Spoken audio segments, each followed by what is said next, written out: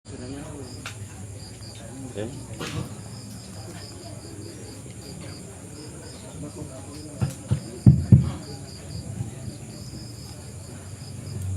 Assalamualaikum warahmatullahi wabarakatuh. Bismillahirrahmanirrahim. Hamdan wa thana'an laka ya Allah, salatan wa salaman laka ya Habiballah wa ala alika wa ashabika ya khair khalqillah, amma ba'du. Alhamdulillahi rabbil alamin. Kita diberi kesempatan oleh Allah Ta'ala untuk bersua kembali di dalam kajian kitab Burdah yang pada malam hari ini kita akan menyelami, akan membahas tentang ayat Allah Ta'ala terbesar dan karunia hadiratnya yang teragung, dan itu tidak menunjuk kepada siapapun kecuali kepada Kanjeng Rasul Muhammad Sallallahu Alaihi Wasallam. Akan tetapi sebagaimana lazimnya, sebagaimana biasanya, sebelum kita memasuki pembahasan bait kitab Burdah, kita akan mengawalinya dengan sebuah lagu yang sudah terkenal, yaitu Alfu Lailah wa Lailah. Monggo dipersilakan.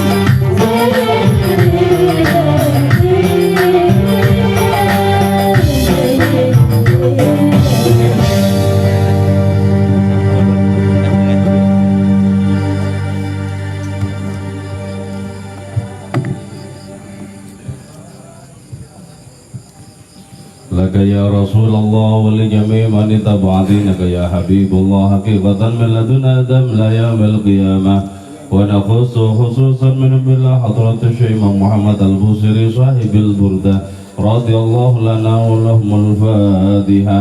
أعوذ بالله من الشيطان الرجيم بسم الله الرحمن الرحيم الحمد لله رب العالمين الرحمن الرحيم مالك يوم الدين إياك نعبد وإياك نستعين اهدنا الصراط المستقيم صراط الذين أنعمت عليهم غير المغضوب عليهم ولا الضالين آمين. لتقربنا إلى الله تعالى لمحبتنا إلى رسول الله صلى الله عليه وسلم لسلامتنا في الدين والدنيا والآخرة لقضاء ديوننا لقضاء حاجاتنا من حوائج الدنيا والآخرة لتيسير أرزاقنا حلالا طيبا مباركا كثيرا وسعا لصحة أجسادنا وقلوبنا لشفاء أمراضنا ظاهرا وباطنا لدفع البلايا والمحن والفتن والأمراض والسقام لمنافعنا لمصالحنا لأهل بيتنا وأولادنا وذرياتنا وجوارنا وأصدقائنا وجميع المسلمين والمسلمات والمؤمنين والمؤمنات الأحياء منهم والأموات ولعز الإسلام والمسلمين بجودك يا الله بشفاعة نبيك يا الله ببركة أوليائك يا الله وبأسرار الفاتحة.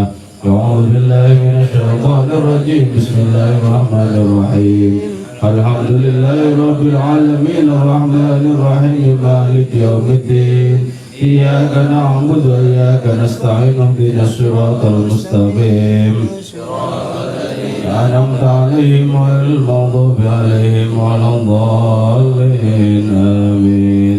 قال المصنف رحمه الله تعالى ونفعنا بعلومه وأمدنا بأسراره وأفاض علينا من بركاته وبكم آمين. بسم الله الرحمن الرحيم ومن هو الآية الكبرى لمعتبر ومن هو النعمة العظمى لمغتنم. Waman dan orang huwa adapun itu man al ayatul kubra ialah ayat terbesar limu'tabirin bagi orang yang bisa mengambil iktibar. Waman dan orang huwa adapun man an-ni'matul uzma ialah nikmat teragung limuqtadimi bagi orang yang mempersiapkan diri menikmati nikmat tersebut. Oke, ini berbicara tentang Rasulullah. Beliau itu adalah ayat Allah terbesar. Nah, ini tentu saja menunjuk kepada makna, bukan kepada jisim, bukan kepada bentuk. Sebab kalau menunjuk kepada jisim dan bentuk, tentu alam semesta ini lebih besar. Tapi karena menunjuk kepada makna, kepada nilai, maka beliau adalah yang terbesar di antara sekian ayat Allah Ta'ala. Seluruh makhluk, seluruh partikel itu memiliki ayat Allah. Jadi tidak ada satupun makhluk yang di dalamnya tidak ada ayat Allah. Itu tidak ada. Apapun makhluk itu pasti menampung ayat Allah di dalamnya. Pertama ya, pada segala sesuatu ada hukum atau sistem di dalamnya, dan itu menunjukkan adanya kemahaan Allah. Jadi Allah menciptakan apapun itu tidak serampangan.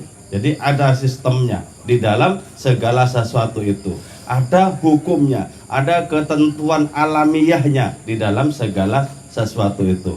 Dan itu tetap berkabar tentang kemahaan Allah Ta'ala. Itulah sebabnya Ibn Arabi menyatakan likulli syai'in ayatun tadullu ala annahu wahid. Pada segala sesuatu ada ayat Allah Ta'ala yang menunjukkan bahwa Allah itu tunggal. Jadi dari aneka ragam partikel, aneka ragam hukum dan sistem di dalamnya, itu semuanya menunjuk kepada yang tunggal. Nah, akan tetapi ya, ayat terbesar Allah Subhanahu wa taala itu yang berada di dalam diri kekasihnya, di dalam diri Rasulullah. Itu ayat terbesar. Nah karena itu ya, ketika kita memiliki kedekatan spiritual dengan Kanjeng Rasul, sesungguhnya kita dianugerahi ayat terbesar itu. Ayat terbesar. Jadi, karena itu kemudian ini merupakan ujian penglihatan bagi diri kita. Apakah kita memandang alam ini lebih besar dibandingkan Rasulullah, atau kita memandang Rasulullah lebih besar dibandingkan alam ini? Ini merupakan ujian penglihatan. Sama dengan misalnya, apakah kita memandang Allah Ta'ala lebih besar dibandingkan alam semesta, atau kita memandang alam semesta itu merupakan petunjuk kepada Allah Subhanahu wa Ta'ala? Kalau para sufi itu dengan tegas menarik kesimpulan bahwa adanya Allah yang menunjukkan adanya alam semesta. Kalau orang belajar tauhid seperti di Ibnu Taimiyah dulu menyatakan bahwa adanya alam menunjukkan adanya alam semesta. Nah, dua golongan ini jaraknya sangat jauh secara rohani, sangat jauh. Syattana baina man yastadillu bihi wa yastadillu alaih, kata kitab Hikam. Betapa jauh jarak martabat rohani antara orang yang menjadikan Allah Ta'ala sebagai petunjuk kepada alam raya dan orang yang menjadikan alam raya sebagai petunjuk kepada Allah Subhanahu wa Ta'ala. Jauh jaraknya. Jadi karena itu, selama yang konkret itu lebih berdomisili di dalam hati kita dibandingkan Allah yang berada di balik segala yang konkret, maka selama itu pula kita masih berada dalam taraf belajar ketauhidan itu. Belum merasakan Allah Subhanahu wa Ta'ala, belum merasakan. Nah, ini perlu kita melakukan migrasi atau perpindahan rohani dari semula menyatakan alam semesta itu menunjuk kepada adanya Allah, kemudian berubah adanya Allah yang menunjuk kepada adanya alam semesta. Perlu kita melakukan migrasi seperti itu. Caranya seperti apa? Yaitu dengan kita lebih berpegangan kepada nilai, kepada makna, bahwa sesungguhnya hakikatnya alam semesta ini pasif sebenarnya, pasif. Kalau tidak digerakkan oleh Allah Subhanahu wa Ta'ala, maka tidak ada apapun di alam semesta ini yang bisa bergerak dengan sendirinya. Itu tidak mungkin. Jadi kita itu setiap hari menyaksikan matahari terbit dan matahari tenggelam, menyaksikan pergantian siang dan malam, sesungguhnya kita sedang menyaksikan kerja-kerja Allah. Sedang menyaksikan kerja Allah Subhanahu wa Ta'ala. Nah, al-mustadillu bihi, orang yang menjadikan Allah Ta'ala sebagai petunjuk terhadap adanya alam, maka arafal haqqa li ahlihi. Kata al-haq di sini tidak bermakna kebenaran atau benar, tapi bermakna sebagai wujud hakiki. Orang itu tahu bahwa wujud hakiki itu hanyalah milik Allah, wujud mutlak itu hanyalah milik Allah. Itulah sebabnya Allah disebut sebagai wajibul wujud. Nah, alam semesta ini mumkinul wujud, tidak harus ada, tapi Allah sudah kadung mengadakan. Walaupun Allah sudah kadung mengadakan, ini mau dilenyapkan bisa. Iya sya yulhibkum wa ya'ti bi khalqin jadid. Kalau Allah Ta'ala berkehendak, bisa melenyapkan kalian semua, dan Allah mengganti dengan makhluk yang baru, bisa. Jadi betapa jauh jarak antara mumkinul wujud dengan wajibul wujud, betapa jauh jarak. Nah, Kanjeng Rasul Muhammad Sallallahu Alaihi Wasallam termasuk mumkinul wujud, tapi mumkinul wujud yang paling dekat dengan wajibul wujud. Itulah sebabnya beliau disebut sebagai aqrabul wasail ilallah. Beliau sebagai perantara, tapi sebagai perantara yang paling dekat dengan Allah, dengan tujuan.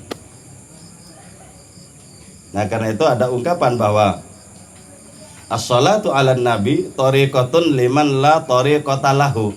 Salawat kepada Kanjeng Rasul itu adalah tariqahnya orang yang tidak punya tariqah. Itu sudah cukup sebagai tariqah.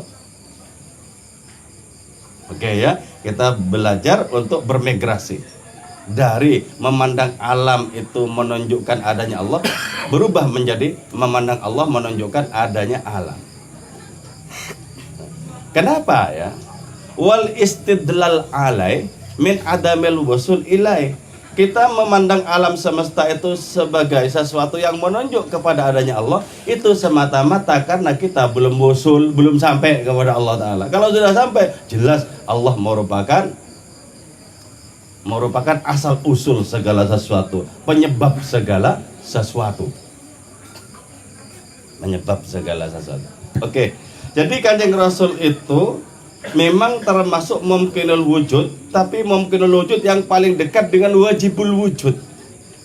Karena itu bisa dipastikan bahwa kebenaran-kebenaran beliau itu adalah kebenaran-kebenaran Allah Ta'ala. Kebenaran beliau itu bukan kebenaran yang nisbi. Beda dengan kebenaran manusia yang lain. Kebenarannya itu nisbi. Boleh jadi benar secara hakiki, boleh jadi tidak benar secara hakiki. Tapi kalau kebenaran Kanjeng Rasul itu kebenaran hakiki itu. Kenapa? Karena beliau itu hanyalah dipakai oleh Allah Ta'ala untuk menyampaikan kebenaran. Dalam konteks ini beliau itu maksum. Artinya apa? Beliau tidak mungkin salah paham dan salah penyampaian. Gak mungkin. Kenapa? Karena dikontrol langsung oleh Allah Subhanahu wa Ta'ala. Itu yang disebut sebagai maksum. Terjaga dari ketergelinciran di dalam menyampaikan ajaran-ajaran Allah Subhanahu wa Ta'ala. Jadi karena itu ya, kita mesti belajar untuk memandang Kanjeng Rasul itu lebih agung dibandingkan alam semesta. Lebih agung. Dan apapun yang terkait dengan beliau itu menjadi lebih mulia ketimbang apapun di dunia. Makanya dalam syarahnya Burda itu disebutkan bahwa kuburan Kanjeng Rasul itu lebih mulia dibandingkan Ka'bah. Kenapa? Andaikan Allah tak berkehendak menciptakan Kanjeng Rasul, Ka'bah pun tidak perlu ada kok. Gak perlu ada. Jadi lebih mulia. Lebih mulia. Itulah sebabnya tata keramanya kita umroh atau haji itu sowan dulu kepada Kanjeng Rasul, baru melaksanakan ibadah haji atau umroh. Tapi kalau sekarang berdasarkan jadwal masing-masing. Jadi ada kalanya di Mekah dulu baru ke Madinah. Tapi kalau umroh bisa pilihan itu, bisa ke Madinah dulu baru ke Mekah. Oke, wa man huwa ni'matul uzma limu tanimi. Jadi Kanjeng Rasul itu adalah karunia teragung gitu. Jadi karena itu siapa orang yang mendapatkan beliau itu mendapatkan karunia teragung loh sebenarnya. Makanya para sahabat itu ketika dekat dengan beliau, mereka mengatakan serasa-rasa hidup kami ini berada di surga. Loh, dari saking nikmatnya berdekat-dekatan dengan beliau. Itu kan sangat terasa. Jadi empirik, merasakan beliau, menikmati beliau itu betul-betul empirik, betul-betul sangat dirasakan secara gamblang. Orang-orang yang masa hidupnya jauh dengan beliau itu masih bisa menikmati beliau, apalagi yang sezaman. Apalagi yang sezaman. Yang masa hidupnya ribuan tahun setelah beliau itu masih bisa menikmati beliau kok. Masih bisa menikmati beliau. Jadi kita itu sholawatan bisa nikmat loh sebenarnya. Jadi niatkan setiap kali kita sholawatan itu sesungguhnya kita sedang sowan kepada Kanjeng Rasul. Diniati seperti itu.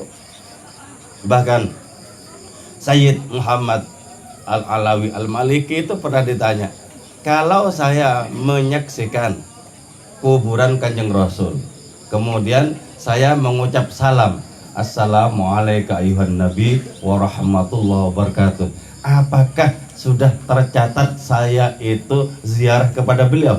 Iya, tercatat katanya. Jadi, kita hanya menyaksikan gambar dari kuburannya, dan kita merasakan sedang berada di hadapan kuburan yang diberkati itu.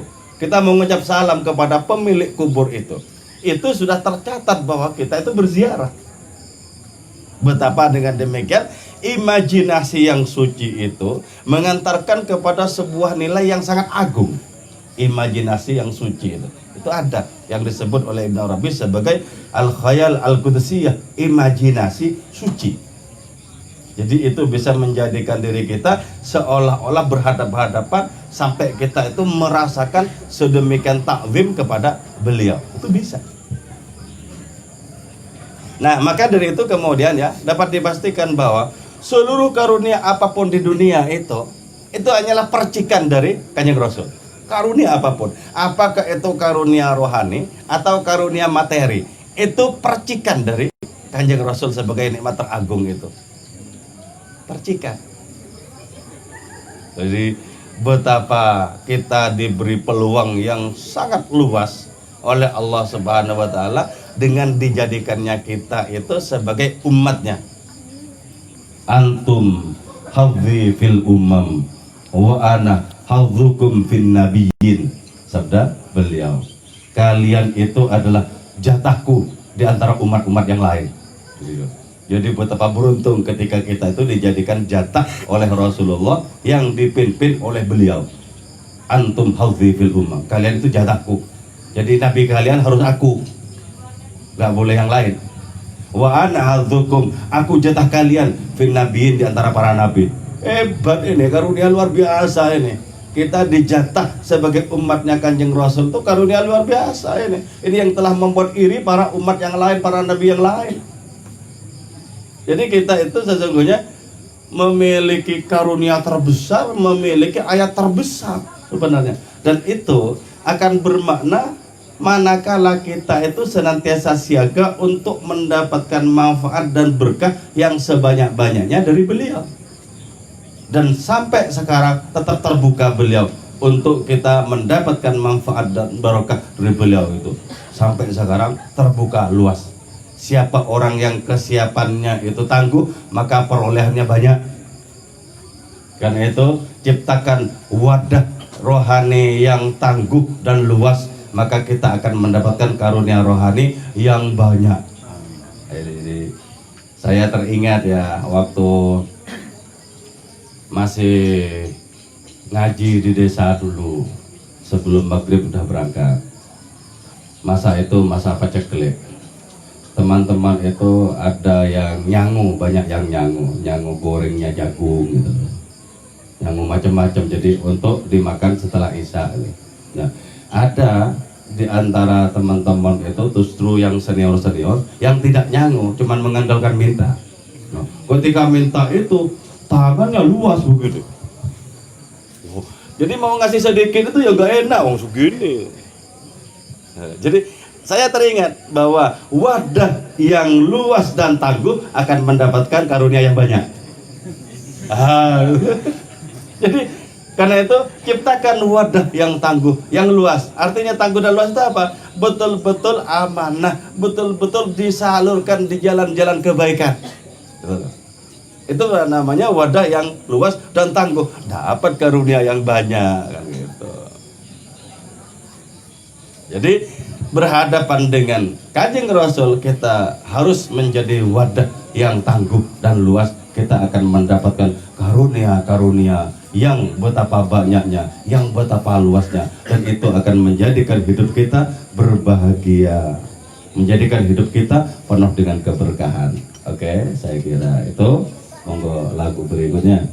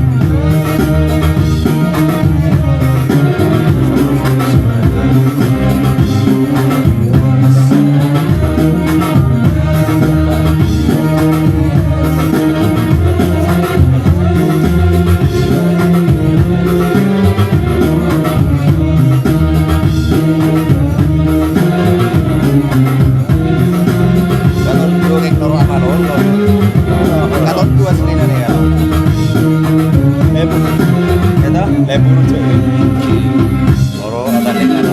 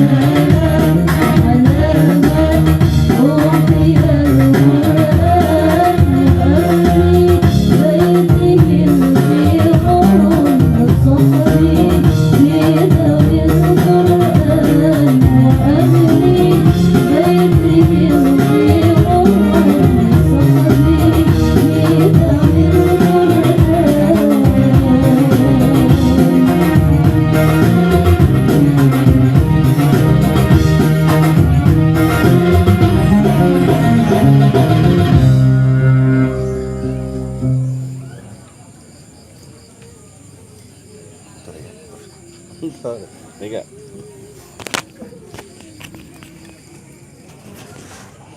Saya malam minggu diumumkan.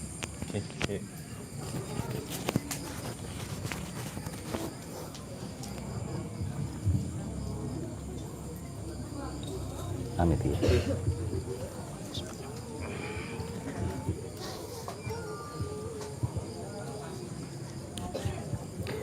Assalamualaikum warahmatullahi wabarakatuh. Innal hamdalillah nahmaduhu wa nasta'inuhu wa nastaghfiruh wa na'udzu billahi min shururi anfusina wa min sayyiati a'malina may yahdihillahu fala mudilla lahu wa may yudlil fala hadiya lahu. Asyhadu an la ilaha illallah wa asyhadu anna Muhammadan abduhu wa rasuluh la nabiyya ba'dah. Allahumma shalli wa sallim wa barik ala sayyidina maulana Muhammad wa ala alihi wa ashabihi wa ummatihi wa man tabi'ahu bi ihsan ila yaumiddin. Assalatu wassalamu alayka ya nabiyallah. Assalatu wassalamu alayka ya rasulullah. Assalatu wassalamu alayka ya habiballah. Assalatu wassalamu alayka ya safiyallah. Assalatu wassalamu alayka ya sahibasy syafa'ah. Amma ba'du. Syukur alhamdulillah teman-teman, malam hari ini kita bisa kembali kumpul ngaji bersama di sini. Semoga rahmat berkah Allah senantiasa dilimpahkan kepada kita semua, keluarga kita semua, orang-orang lain semuanya, hajat kita semua, hajat dunia dan akhirat. Salawat dan salam mari kita hadiahkan kepada kekasih hati kita, baginda Rasulullah Muhammad SAW, keluarganya, para sahabatnya, para aulianya, dan umatnya semuanya. Yang saya hormati Kak Kuswaidi Syafi'i dan yang saya hormati teman-teman sekalian. Teman-teman, kita berkali-kali sepanjang pengajian burdah ini mendapatkan keterangan-keterangan, baik itu yang sifatnya dalil-dalil ataupun takbir-takbir tentang keagungan Kanjeng Nabi Sallallahu Alaihi Wasallam. Di dalam Sintut Duror itu ada ungkapan seperti ini, pembicaraan tentang Kanjeng Nabi Sallallahu Alaihi Wasallam itu. Mahma tafannana wasfuhu fi wasfihi yafna zaman wa fihi malam yusuf.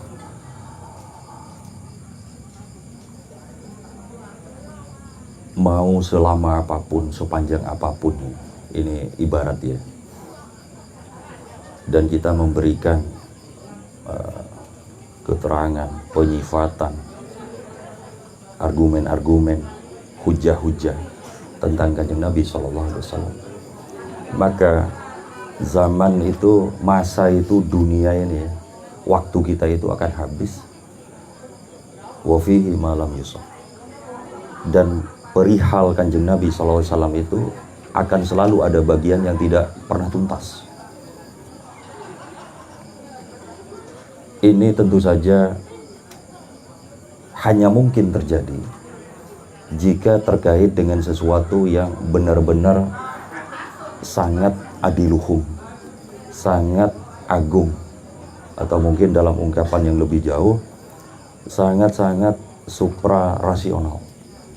Benar-benar tidak terjangkau, tidak terselesaikan oleh jangkauan akal manusia, ilmu manusia, sementereng apapun akal dan ilmu manusia itu. Demikianlah gambaran secara umum perihal bagaimana keagungan Kanjeng Nabi SAW. Makanya kita membicarakan Kanjeng Nabi itu, mau kita membaca sirah nabawiyah sejak balik pertama, kira-kira itu sampai akhir hayat itu, maka hasanah sirah yang belum kita baca itu pasti akan masih sangat berjibu, dan akan selalu begitu, karena selalu ada wafihi malam yusuf, pasti ada bagian-bagiannya yang belum mampu, belum selesai dibicarakan oleh manusia. Teman-teman sekalian, saya mungkin akan bercerita saja tentang adanya sebagian dari orang-orang di sekitar Kanjeng Nabi SAW di masa dulu itu, yang mereka ini dapat disebut sebagai sosok-sosok atau karakter-karakter yang unik, antik. Bahkan saya sering ketawa sendiri ketika ketemu dengan keterangan-keterangan seperti itu. Mereka itu baik di dalam Al-Quran juga disebutkan maupun di hasanah hadis sering diistilahkan atau disebut dengan A'rab. Gitu ya. A'rab itu kiranya di dalam Al-Quran dan hadis itu menunjuk kepada orang Arab yang mungkin dalam bahasa kita itu Arab-Arab Badui itu, Arab-Arab pedalaman, Arab-Arab kampung gitu ya. Dengan karakter mereka polos, lugu, apa adanya. Mungkin dalam beberapa hal itu terkesan enggak begitu kenal tata krama gitu. Tapi A'rab itu begitu. Contoh ya, di dalam Al-Quran itu ada beberapa kata tentang A'rab yang disebut. Di antaranya misal di dalam ini untuk menunjukkan A'rab itu seperti apa karakter mereka. Misalnya di dalam Al-Hujurat itu, Ada orang Arab itu yang lalu ini saya translate dengan bahasa saya ya. Al-Hujurat di bagian akhir itu. Ada orang Arab itu, orang Badui itu yang mengatakan kepada Kanjeng Nabi gitu ya, bahwa imanku itu telah bagus banget. Kira-kira begitu. Kita bisa ngebayangin ya, tipikal macam apa yang begini ya. Ini ngomongnya kepada Kanjeng Nabi. Baik. Lalu sama Al-Quran itu dia ya, diklarifikasi. Ya. Jadi Arab ini sering menjadi asbabun nusul ataupun asbabul wurud dari sebuah ayat ataupun hadis. Oleh Al-Quran disebut begini. Kul lam tu'minu walakin qulu aslamna. Sesungguhnya kalian itu belum begitu beriman, tetapi hanya berislam. Dibantah sama Al-Quran gitu ya. Lalu dalam tuturan selanjutnya gitu ya, Arab ini bagaikan mengatakan gini, wahai Kanjeng Nabi, sampean ini mau ngerti bahwa iman saya itu sehebat apa? Ini Arab gitu, gitu ya. Lalu sama Al-Quran itu dijawab dengan ungkapan begini. Kul atu'allimunallaha bidinikum wallahu ya'lamu ma fis samawati wa ma fil ardi wallahu bikulli syai'in alim. Katakanlah wahai Muhammad sallallahu alaihi wasallam, apakah engkau akan mengajari Allah tentang agamamu? Gitu ya. Makanya saya sering ketawa. Jadi kan kalau ngerti gini ini marahi tertawa ya, tersenyum ya. Itu sama Al-Quran itu disebut begitu. Sampai ini Arab ngajari Gusti Allah tentang iman ya gitu. Padahal Allah itu tahu apa yang di langit dan bumi, Allah tahu terhadap segala sesuatu. Gitu ya. Itu satu. Yang kedua masih di Al-Quran gitu. Itu ada bagian ayat yang mengatakan gini, ketika Kanjeng Nabi menyeru untuk melakukan jihad ya. Ada sekalangan dari orang-orang Arab ini yang kokean alasan. Gitu ya.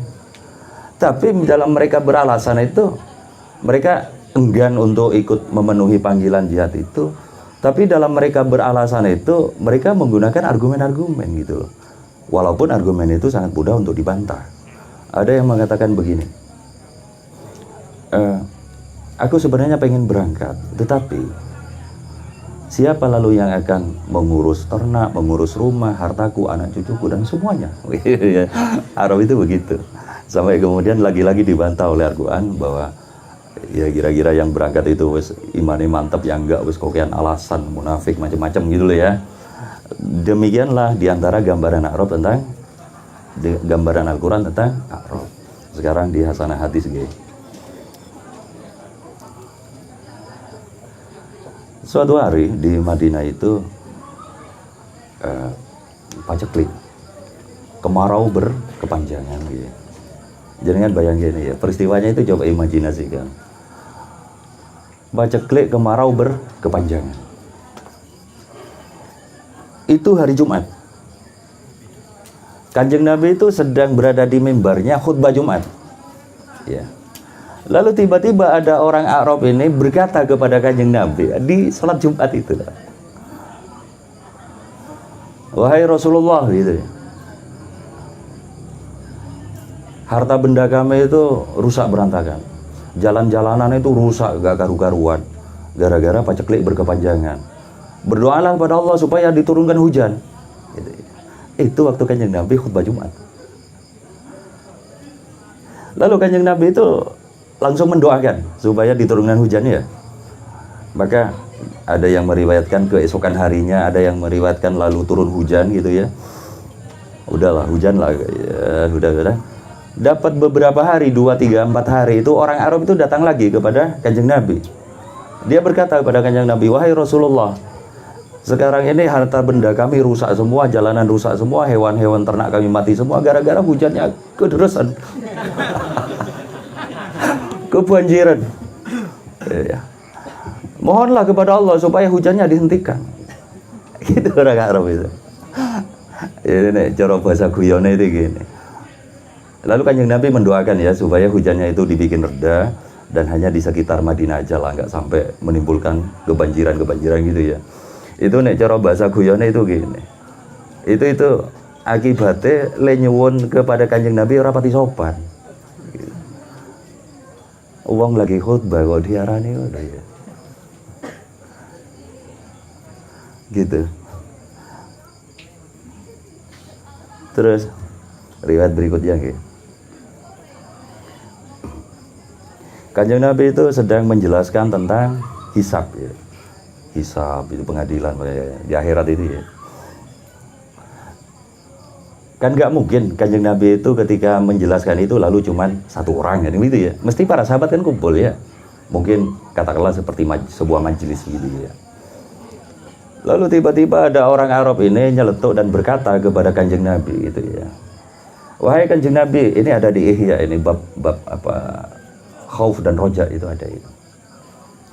Wahai Kanjeng Nabi, nanti itu yang menghisap itu siapa? Gusti Allah apa malaikat? Ini kata orang Arab itu. Itu di majelis ya seperti ini. Ya. Terus kata Kanjeng Nabi, Allah ya. Allah yang menghisap. Dia masih bertanya lagi. Benar Gusti Allah yang menghisap. Kepada Kanjeng Nabi itu gitu. Iya, Allah sendiri yang menghisap. Lalu si Arab ini tersenyum bahagia gitu ya, tertawa-tawa, tersenyum-senyum lah, sampai Kanjeng Nabi itu penasaran dan bertanya, kenapa kamu tersenyum-senyum gitu ya. Orang ini lalu menjawab, saya tersenyum bahagia karena yang akan menghisap saya itu nanti Allah, bukan malaikat. Karena Allah itu hisapnya itu pastilah sangat dimudahkan dan perhitungannya itu pasti sangat dilonggarkan kata gitu. Kalau malaikat itu pasti keras ya. Gitu. Kanjeng Nabi itu tertawa mendengar jawaban si Arab ini, lalu berkata ini orang cerdas ini kata Kanjeng Nabi. Jadi ternyata ada bentuk cerdas yang nyelutak gitu. Ada ternyata. Benar Kanjeng Nabi itu lalu mentestimonikan bahwa ini orang cerdas ini. Dan tentunya kalau Kanjeng Nabi yang dawuh ini kan impactnya itu, dampaknya itu kan dahsyat gitu. Walaupun cuman ungkapan ini orang cerdas gitu. Wong Anas bin Malik didoakan. Anas bin Malik itu kan miskin gitu.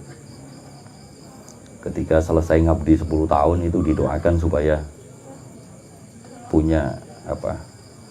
Punya banyak anak dan harta yang banyak itu, ya sugih tenan. Sugih tenan Anas bin Malik itu didoakan Kanjeng Nabi. Maka kalau si Arab ini disebut ini orang cerdas itu kan berarti kan barokahnya Masya Allah itu luar biasa itu. Gitu. Nah si Arabnya itu menjawab begitu dan itu direspon oleh Kanjeng Nabi dengan Kanjeng Nabi turut tertawa gitu ya, ini orang cerdas gitu. Dijawab gitu. Iya kan memang benar begitu. Kalau Allah itu kan inna rahmati wasi'at kulla syai'in kan begitu dah. Rahmatku itu melampaui segala sesuatu. Rahmati sabaqat ghadabi. Rahmatku melampaui murkaku kan begitu itu. Tapi kalau malaikat kan enggak gitu gambarannya itu. Itu tuh loh di ayat apa namanya? Al-Hasri kalau nggak salah ya. Ya ayyuhalladzina amanu qu anfusakum wa ahlikum naro wa quduhan nasu wal hijarah. Ini. Alaiha malaikatun giladun syidadun la ya'sunallaha ma amarahum wa yaf'aluna ma yu'marun. Malaikat itu adalah tipikalnya itu giladun syidadun, keras lan atos. La ya'sunallaha ma amarahum, tidak pernah khianat, ngingkar terhadap apa yang diperintahkan Allah. Jadi kalau SOP-nya itu cambuki dan gitu. SOP ini marobuka ya marobuka lenan gitu. Kan begitu itu malaikat itu.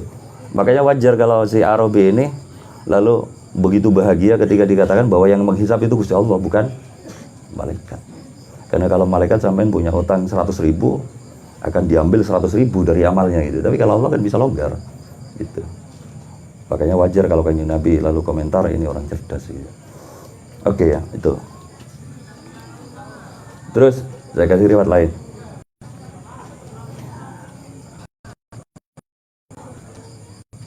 Kanjeng Nabi itu sedang menerangkan tentang hari kiamat. Gitu. Hari kiamat itu. Sama di sebuah majelis. Ini juga. Lalu ada orang Arab lagi. Ya. Itu lalu bertanya kepada Kanjeng Nabi, tapi orang pati sopan caranya gitu. Coba jenengan pas lagi saya ngomong gini lalu tiba-tiba nyeletuk kan ora apik. Nggih mboten. Tapi nek arep niru Arab nggih monggo. Orang Arab ini berkata, "Wahai Rasulullah, kapan kiamat itu?" Ada gitu sama Rasulullah itu. Rasulullah itu nggak merespon, nggak menjawab ya. Sebagian sahabat lalu mengatakan bahwa nampaknya Kanjeng Nabi tidak mendengar. Tapi ada yang lagi yang mengatakan Kanjeng Nabi mendengar dan sengaja tidak menanggapi orang itu. Rasulullah meneruskan keterangannya. Orang Arab ini berkata lagi, "Wahai Rasulullah, kapan kiamat itu?" Masih nggak dijawab sama Kanjeng Nabi. Dan Arab ini mengulangi yang ketiga kalinya. Jadi cari wong Madura ya bedel. Ya, kata orang Madura begitu. Bandel, tengil gitu ya. Wahai Rasulullah, kapan kiamat itu? Baru setelah ketiga Kanjeng Nabi merespon, menjawab. Kanjeng Nabi mengatakan, aku tidak tahu. Karena kiamat itu adalah rahasianya Allah Ta'ala. Gitu ya. Lalu Kanjeng Nabi bertanya balik kepada Arab ini. Apa gerangan yang kau persiapkan untuk menyambut kiamat? Orang Arab ini dengan santai berkata, wahai Rasulullah, saya itu nggak punya persiapan apa-apa. Ya, kayak awak dewe lah ya. Wis persis. Persis. Kenapa kok buatan persis? Persis nggih? Persis. Wahai Rasulullah, saya tidak punya persiapan apa-apa gitu. Tetapi saya ini sayang panjenengan Rasul, gitu ya. Gara-gara orang ini berkata, Kanjeng Nabi jawab bahwa engkau akan bersama orang yang kau cintai. Gara-gara peristiwa ini, Anas bin Malik itu meriwayatkan bahwa para sahabat itu bergembira semua dengan peristiwa ini. Karena ini lalu menenteramkan hati mereka bahwa mereka ini kelak akan bersama Kanjeng Nabi SAW. Melalui barokah si Arab. Barokah jelutak itu loh. Ternyata keluar hadis itu. Gitu. Ya, mungkin ya kita itu ya Arab ngoten nggih. Tapi mungkin semoga ya, dengan barokah kita cinta Kanjeng Nabi lalu kita termasuk golongan engkau akan bersama Kanjeng Nabi sallallahu alaihi wasallam. Amin nggih.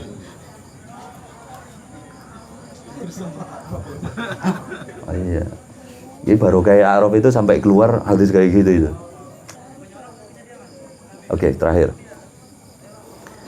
Peristiwa ini terjadi setelah Kanjeng Nabi sampun kapundhut. Kanjeng Nabi sudah meninggal gitu. Ada salah satu sahabat Kanjeng Nabi itu namanya Utbi. Beliau sedang duduk di sebelah kuburnya Kanjeng Nabi, lagi ziarah gitu. Jadi ziarah kubur iki wonten riwayat iki. Duduk-duduk di kubur Kanjeng Nabi itu di sebelah kubur Kanjeng Nabi. Lalu tiba-tiba datang Arab lagi. Gitu. Ini temanya Arab ya. Nggih model-model kita lah ngoten niku nggih. Model penake dhewe ora gelem rekoso ngoten niku. Pengen wusul tapi males tahajud ngoten niku. Datang Arab ini ke kubur Kanjeng Nabi nggih. Lalu dia berkata, "Assalamualaikum ya Rasulullah." Ngoten niku ya. Si Utbi ini menyaksikan peristiwa ini. Dan dia berkata, "Wahai Rasulullah, saya ini punya banyak dosa.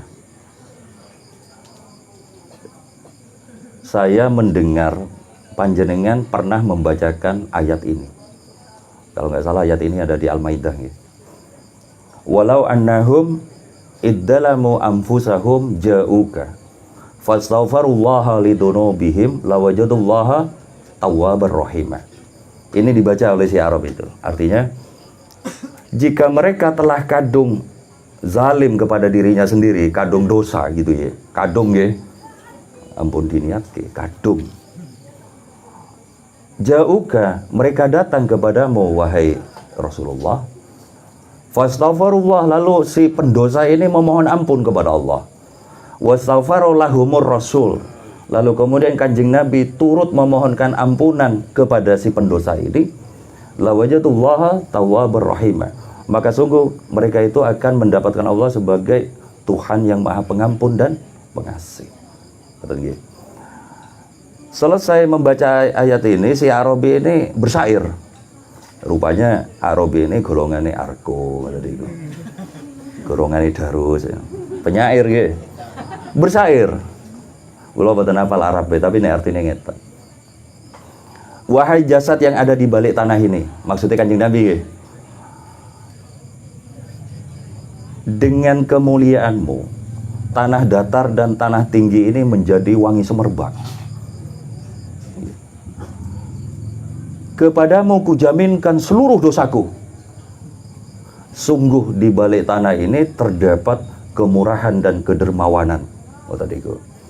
Setelah bersair ini, dia berkata, si Arab ini, Assalamualaikum ya Rasulullah. Pergi. Jadi orang koyok siarai citu, suwi, sebentar. Pergi orang ini nih. Sahabat Utbah ini lalu menuturkan bahwa beberapa selang kemudian dia ini tertidur. Sahabat Utbah ini di sebelah kubur Kanjeng Nabi gitu. Dan dalam tidurnya dia mimpi dirawai Kanjeng Nabi SAW gitu. Dan berkata kepada Utbah, carilah orang itu, kabarkanlah kabar gembira kepadanya bahwa Allah Ta'ala telah mengampuni seluruh dosanya. Ini baru kayak bersair. Nah, jenengan punya pertanyaan kita. Peristiwa itu kan terjadi setelah Kanjeng Nabi wafat ge. Bagaimana mungkin terjadi wastaghfara lahumur rasul? Fastaghfirullah wastaghfara bi walau annahum idzalamu anfusahum ja'uka fastaghfirullah wastaghfar lahumur rasul. Bagaimana mungkin Kanjeng Nabi lalu memohonkan ampunan kepada orang Arab padahal Kanjeng Nabi sudah wafat ge. Itu ada hadisnya. Kanjeng Nabi itu walaupun disebut meninggal, hadisnya ini ngeten iki. Hayati khairul lakum wa mauti khairul lakum. Hidupku ini baik buat kalian, wafatku juga baik buat kalian.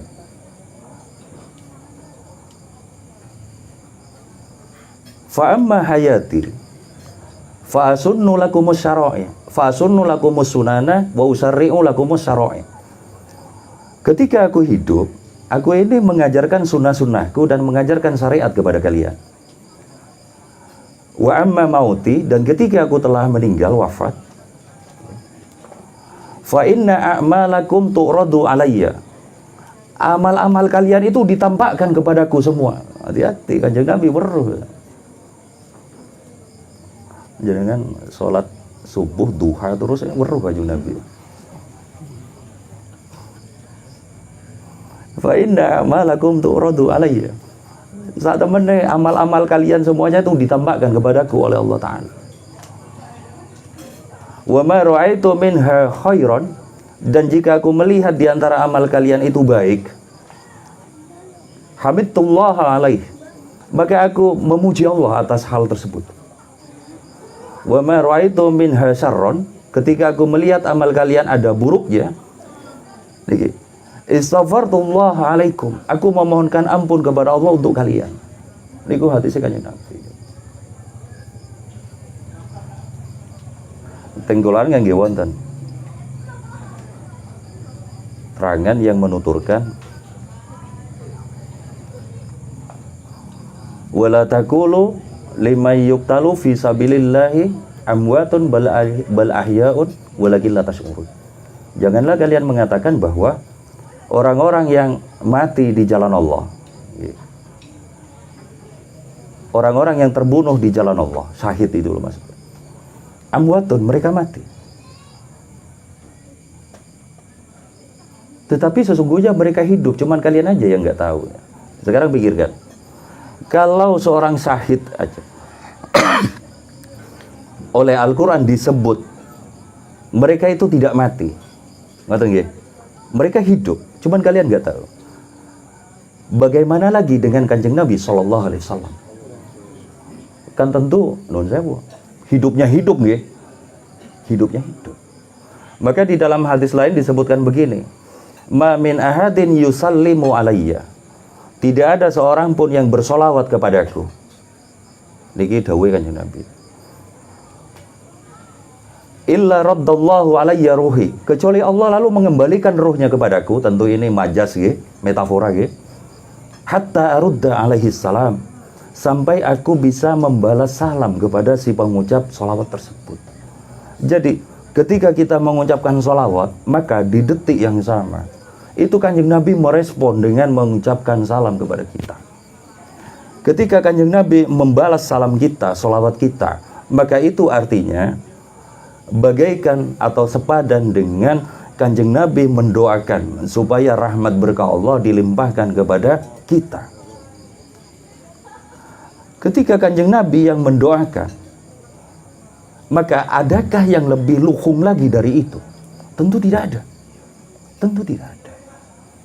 Maka teman-teman dapat dipastikan bahwa sholawat dalam segala bentuknya itu bagaikan sesungguhnya kita ini yang memohon pertolongan kepada Kanjeng Nabi agar didoakan oleh Kanjeng Nabi, sehingga doa kita itu yang berwujud sholawat itu lalu tembus kepada Allah Ta'ala, dan makanya menjadi dimudahkan, dikabul oleh Allah Ta'ala.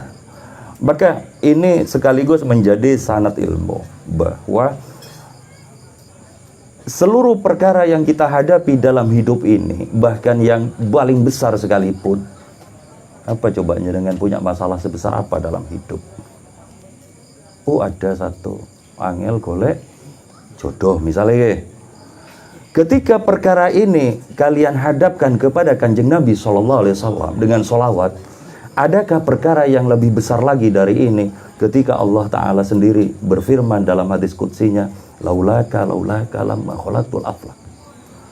Jika bukan karenamu wahai Muhammad SAW, maka alam raya ini tidak kuciptakan. Apalagi menjodoh, enteng nggih. Enteng. Cuman nggih kanton sabar ngoboten kan ngoten. Wong Gusti Allah juga berfirman di Al-Qur'an, pripun itu?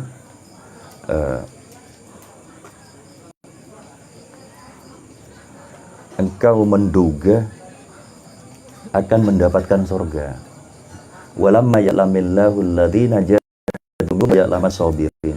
Padahal Allah melihat kalian termasuk golongan orang-orang yang bersungguh-sungguh dan orang yang bersabar.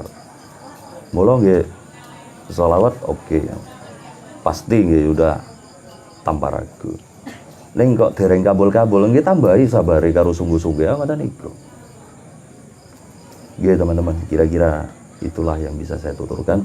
Kurang lebihnya mohon maaf. Wallahu a'lam bishawab. Wassalamualaikum warahmatullahi wabarakatuh.